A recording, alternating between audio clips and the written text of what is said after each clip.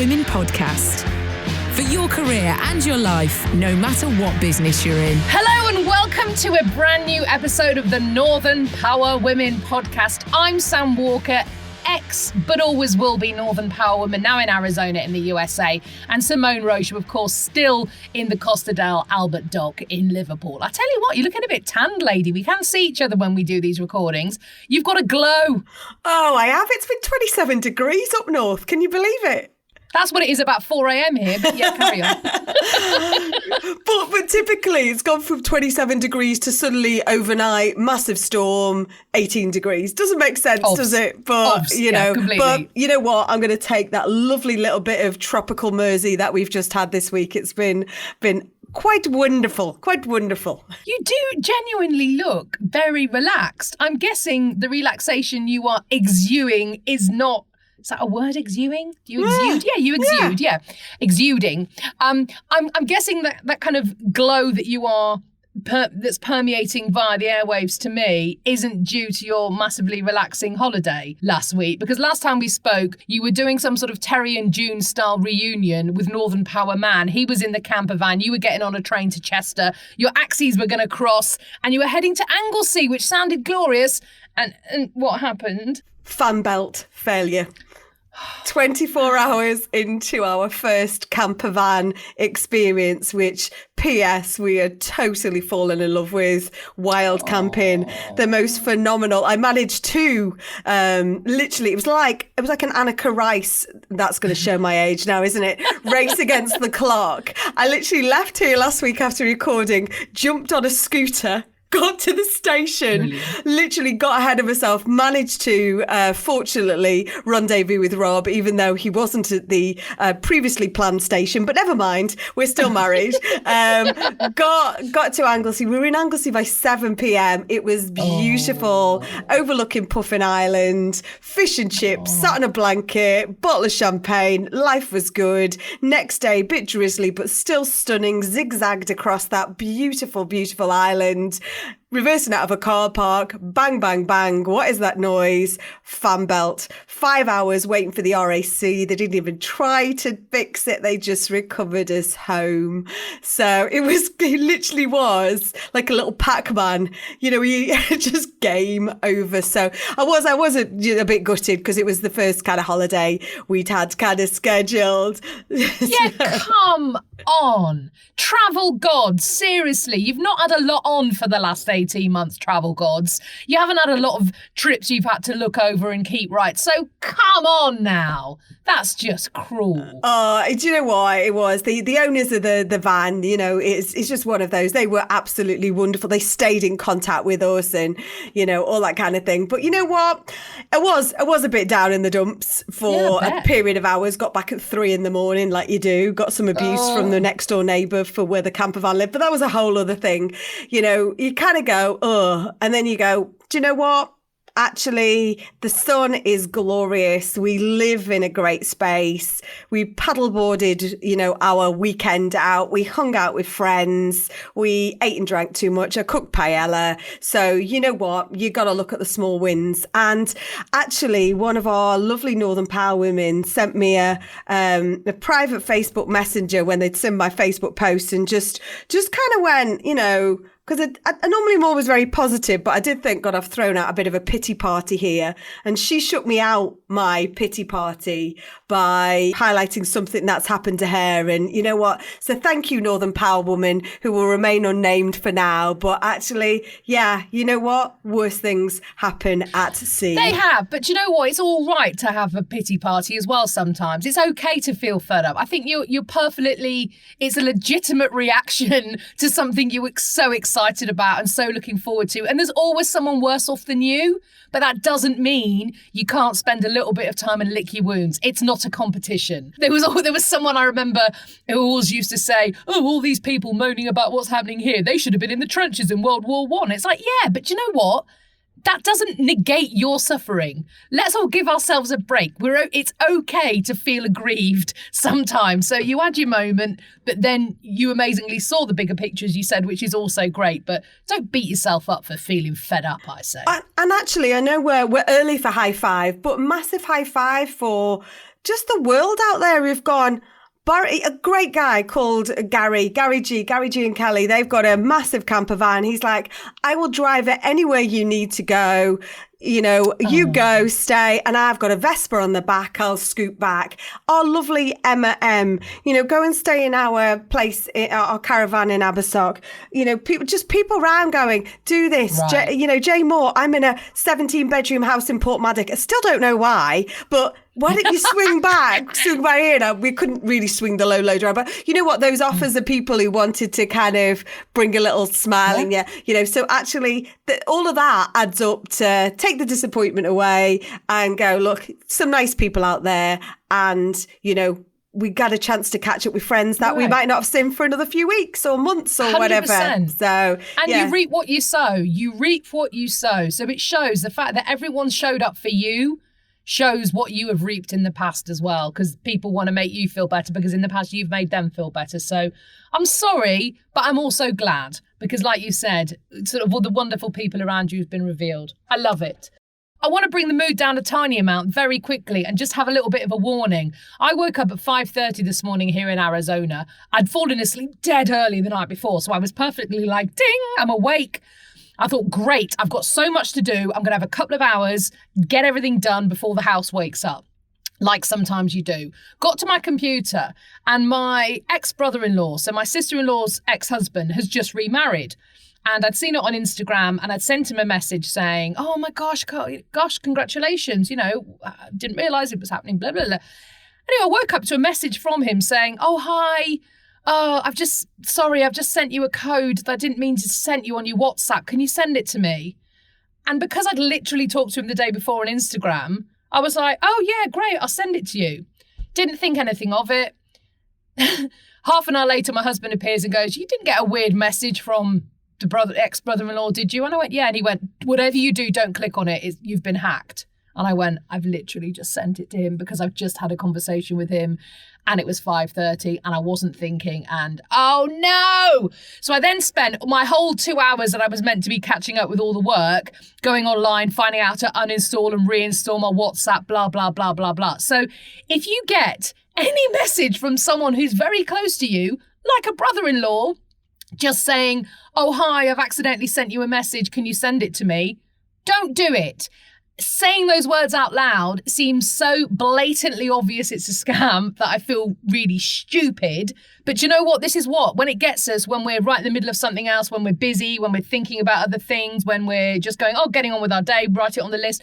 So just be super aware, because actually looking into it, it's a huge scam that's going around at the moment. Now, luckily, I've managed to uninstall my WhatsApp, put my 2-step authentication code on there so they won't be able to access anything. But if you use WhatsApp, make sure you have the 2-step authentication on there.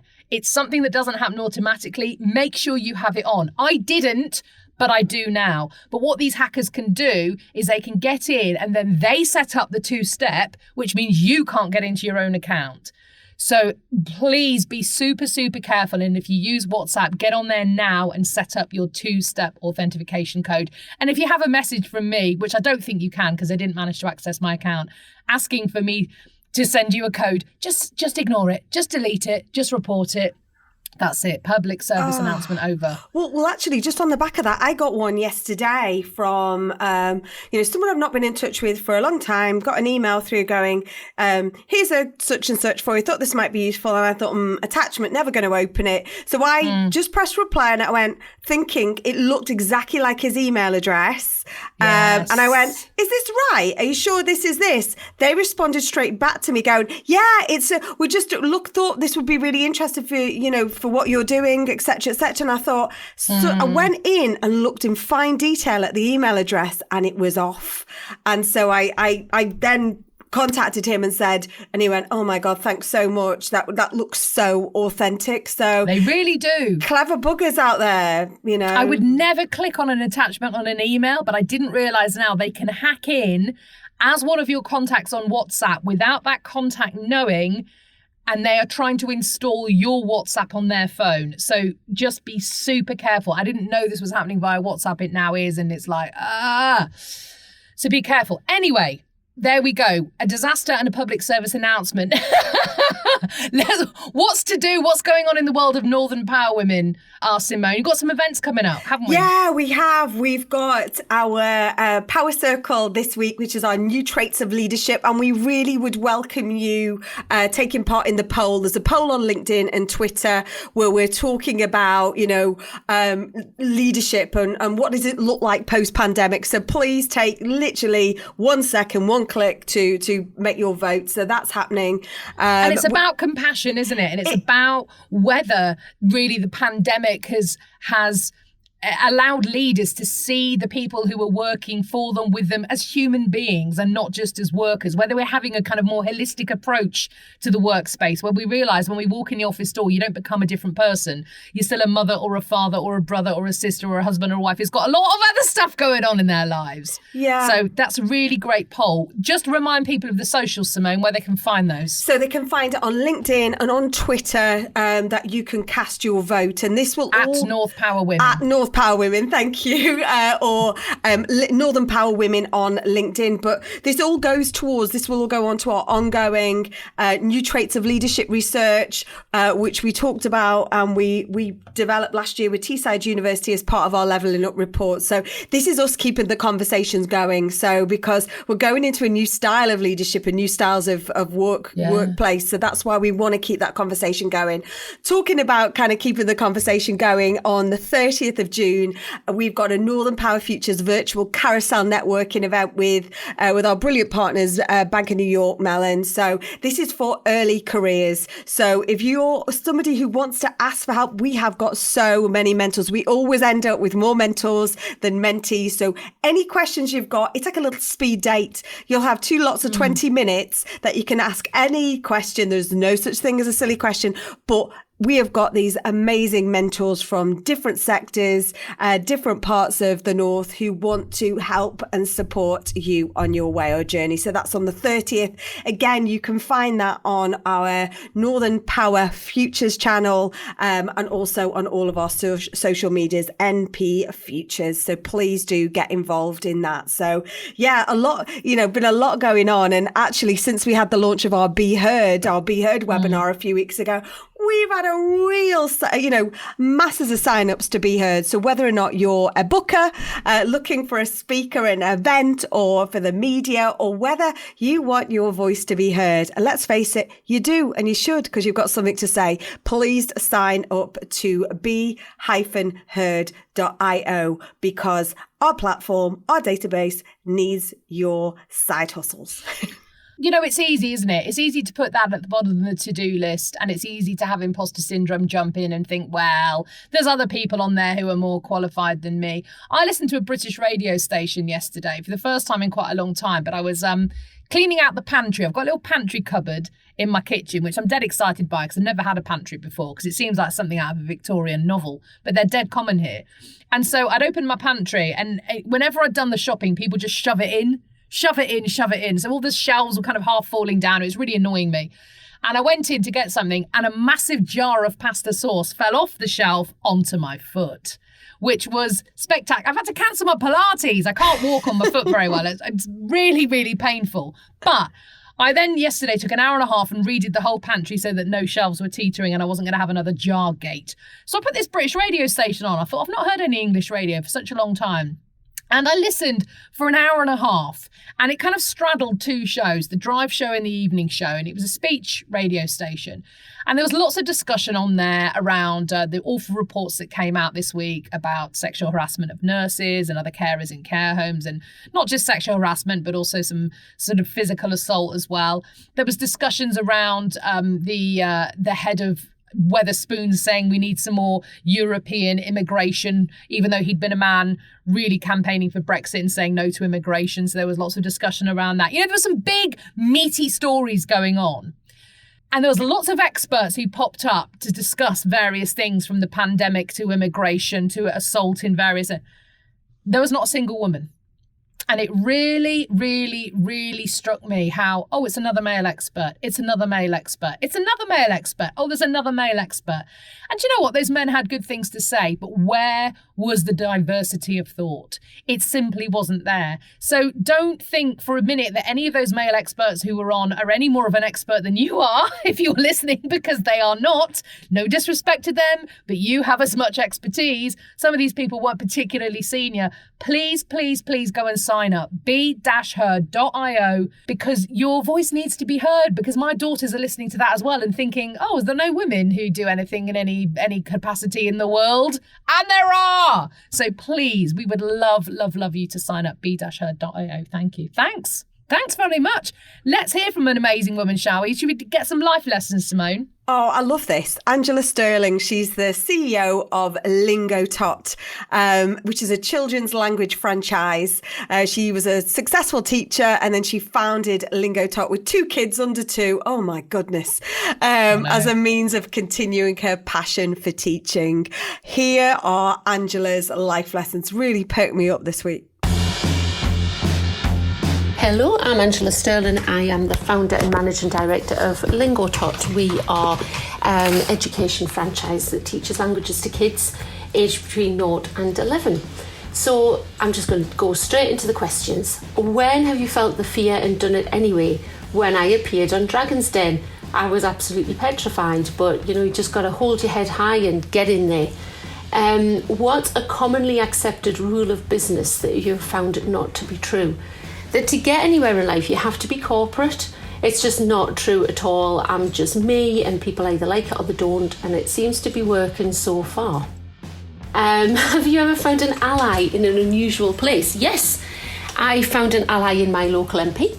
So during lockdown, when the country all shut last year, and we're an education business, I was absolutely terrified that the business would go under, basically. So contact my local MP. This was before anything was released about bounce back loans and things like that. So contact my local MP, who was really helpful. He got me onto roundtable meetings with cabinet ministers, and those kind of meetings culminated in business support packages like furlough and bounce back loans, which was great. But later in the year, he then asked me to become a local councillor, and I'm very, very proud to announce that I went for it, and just last week we won in a very, very Labour constituency in the northeast of England. I stood as a Conservative candidate and won, and I'm absolutely thrilled to bits. When have I had to make a difficult choice about my career? That was when I had my first baby, and I think this strikes true for a lot of women who work or who have businesses, that this little bundle of joy arrives and it completely changes your view on the world. So the choice was to leave basically a career that I absolutely adored as a teacher, and to spend more time at home with my little girl, and subsequently second little girl. Which brings me lovely onto the 5th and final question. Have you ever changed careers? Yeah.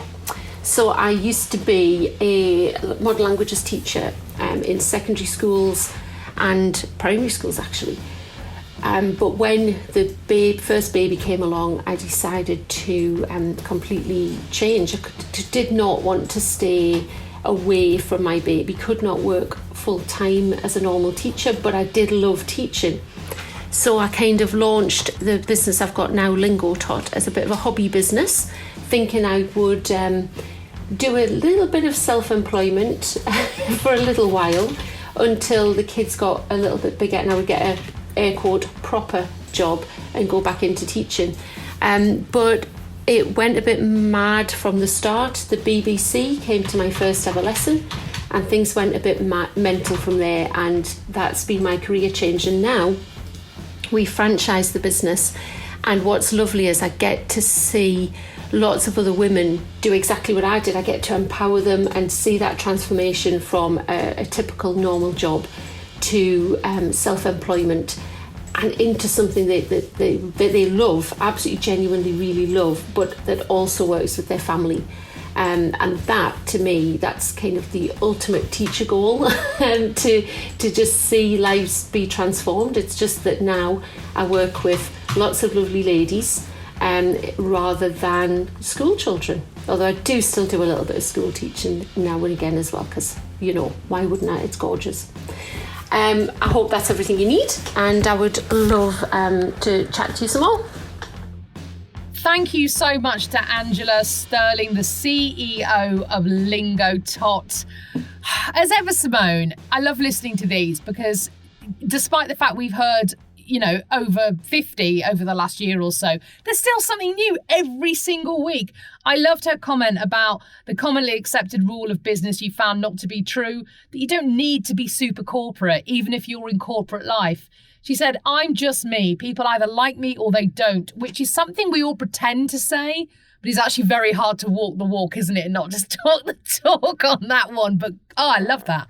I loved it. And I love that, you know, it's just, I think it's a very authentic, you know, I think most of them are actually, but, you know, when she appeared on Dragon's Den, she was absolutely terrified, you know, but you've just got to hold your head up and get in there. But I just think she's a real success story, and also had time to now stand and become a local councillor too. It's, you know, unbelievable. You know, I thought she was tremendously impressive and a real ultimate Northern Power woman who cracks on. Thanks, Angela. Please do keep your life lessons sending into us. Please do share your top tips, because people do take away, you know, the real nuggets from this. I do. Sam does too. 100%. podcast@northernpowerwomen.com is where just drop us a quick email, say, hey, I'd love to do a life lessons. We'll do everything else for you. It's dead easy. It's 5 minutes of your day, but really it's the bit that everyone tells us they love the most. So podcast@northernpowerwomen.com, or drop us a note on Twitter @NorthPowerWomen. You can find us on LinkedIn as well. Little message will be terrific. Right, Simone, before we get some high fives, I just want to say happy Pride Month. Happy Pride Month, everyone. This, of course, is the month of the year that we celebrate people who are LGBTQIA+ from the great communities that are around us.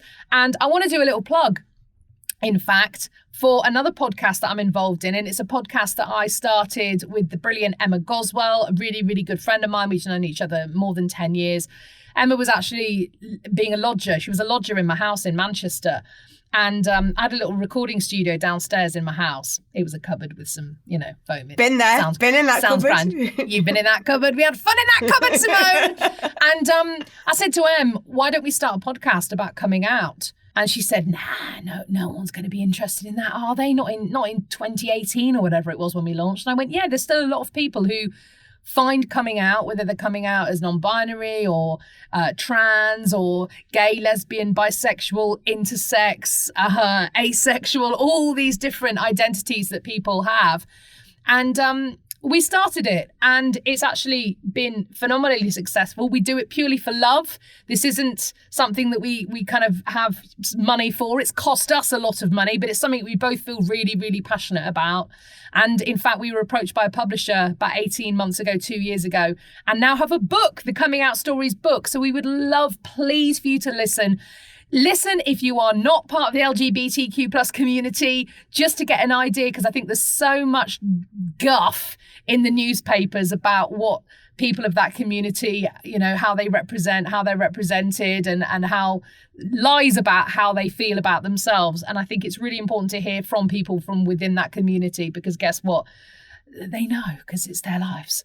So please do listen. Coming Out Stories, it's a podcast, and you can just find out more at comingoutsstoriespodcast.com. Thank you very much. Love it. Love your podcast. Love all of your award-winning podcasts, can I say, but do particularly love this. And you can tell it's made for love. You can tell that it's produced with hearts. It's great. We met some ace people as well, so it's been absolutely fantastic to do. Some of the stories you'll cry, some of them, a lot of them you'll laugh a lot, but they're just terrific.